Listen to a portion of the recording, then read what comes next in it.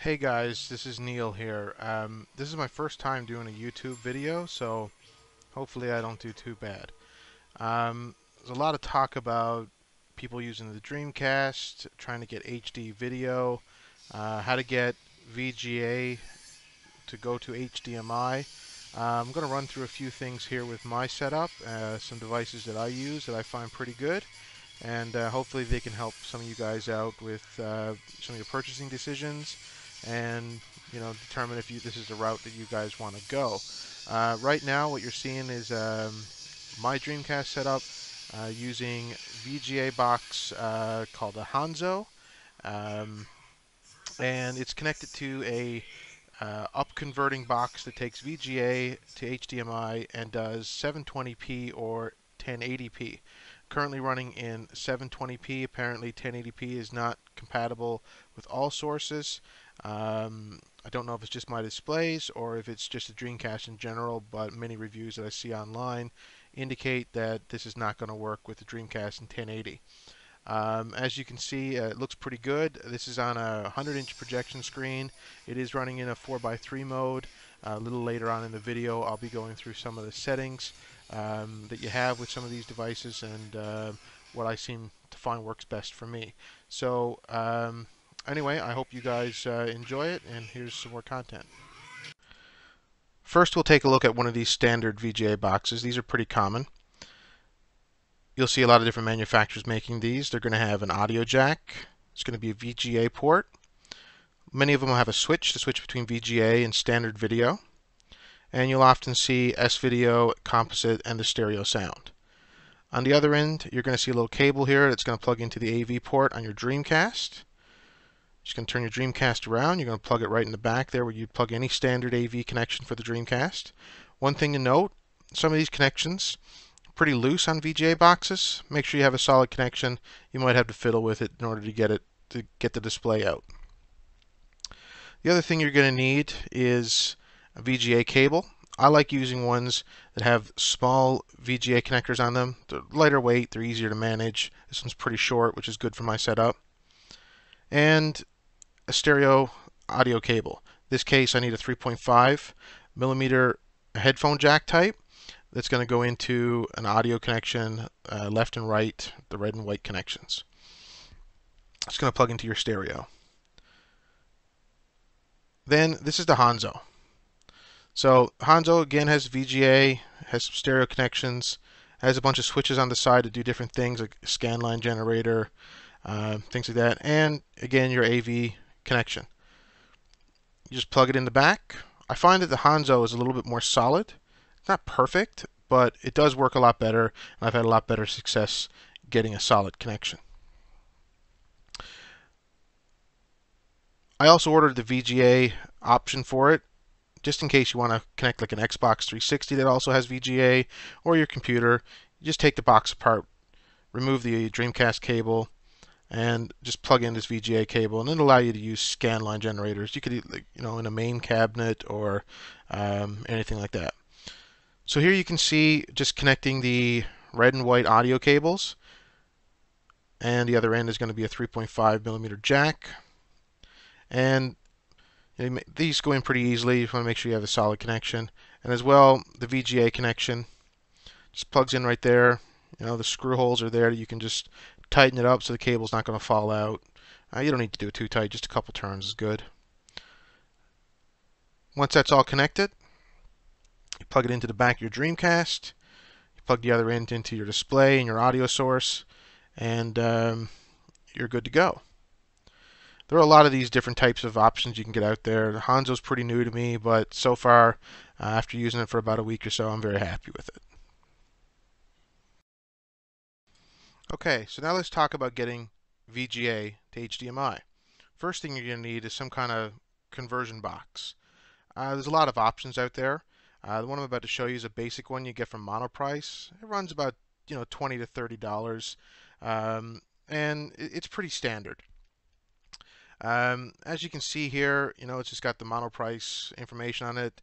This box will have power and HDMI on one side, and the other side has got your VGA and left and right audio out. you plug into your stereo. It's pretty simple. It's a pretty cheap device. It only does 480p. It has no up conversion. It's just a straight conversion unit. But it does work pretty well overall, and a lot of people will be very happy with this. This next box is pretty similar to the last one, but it does do up conversion. It seems to be a generic brand. There's lots of different manufacturers selling these.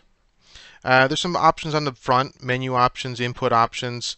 It does allow you to connect VGA and component video. So if you want to convert like a GameCube or Wii or PSP or something like that, you can connect it up. The other connections are pretty standard. It's got an HDMI out. All the connections are on the back on this one, which is pretty nice. And like I said, it does up convert, so it will give you a better, crisper picture. And so far, I'm pretty happy with this one. Just wish it had a remote.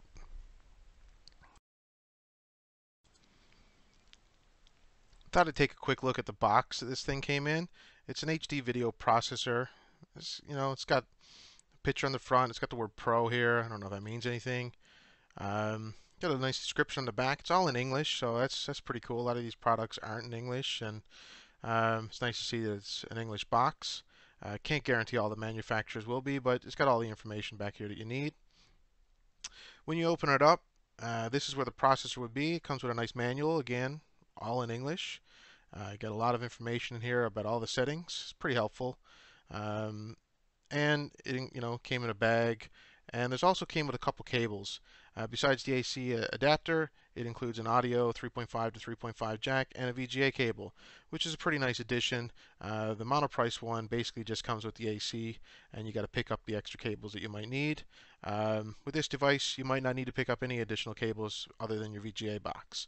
So it's good to see that.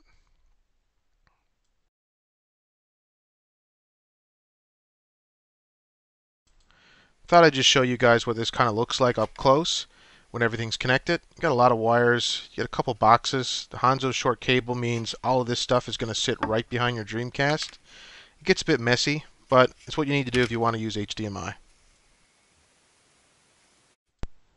Okay, so let's take a look at everything all connected. You see my black Sega Sports Dreamcast here. In behind it is the converter box in the Hanzo. That blue LED is really bright. Wish it was a lower brightness.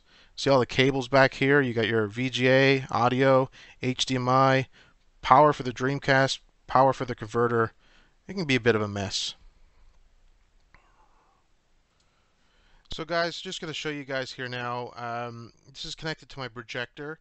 If you can see here, this is my projector screen. I'm just going to go down to the info, where you'll see right here in the middle that it is actually a 720p signal. So the conversion box is working. It's taking the Dreamcast 480p, making it 720p. Let's take a look at some of the box's menu options.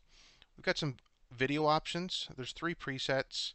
I like the standard one, as well as the option to change each of the red, green, and blue colors individually in order to give you, the best picture options.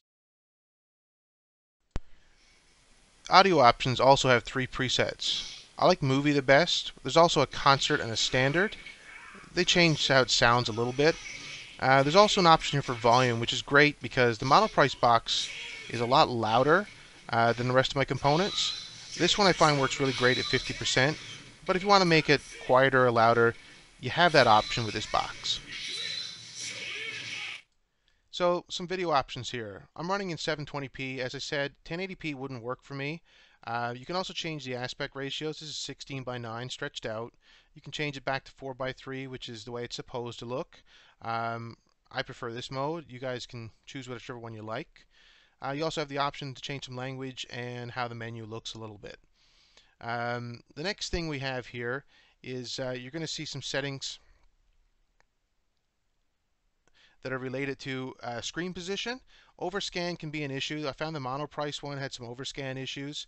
Part of the screen was cut off. This one has 3 options. It has normal, as well as a -1 and a +1. So if you're finding you need the image bigger or smaller, you've got some options to change here.